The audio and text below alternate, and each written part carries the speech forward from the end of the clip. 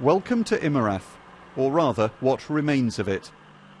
A ghost town where the streets have no life, where most of the graves in the cemetery have been dug up and moved elsewhere. Moved because Immerath is to be destroyed to make way for a coal mine, itself the size of a small town. When Angela Merkel abandoned nuclear energy 2 years ago, she said renewable fuels would fill the gap.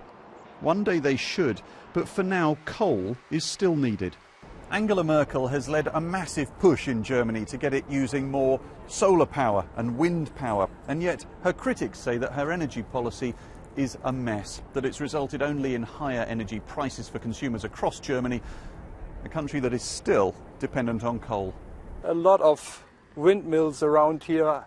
Green energy revolution has cost a fortune in subsidies, costs that are passed on to energy consumers like Georg.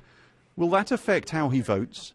All the persons who need energy have to pay much more for the energy because of the change. What do you think overall about the way Germany has been run at the moment?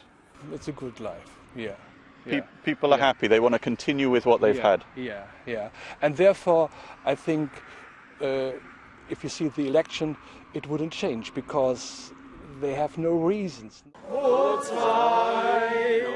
In the village built to house those expelled to make way for the coal mine, they were blessing the ground where one day their new church will stand. Most are now positive about the move. Some, however, are less optimistic about their country. They don't care anymore, yeah? So, and a lot of people are choose not to go for a vote, which I find is it's a pity. Es ist eine Minderheit, die im Moment reich ist hier. At the moment in Germany, only a minority is wealthy. More and more people are becoming poor, and that's building up problems for the country. Put simply, people won't be able to survive on the minimum wage or on their pensions. Back in abandoned Immerath, a solitary Angela Merkel poster hangs outside the old church.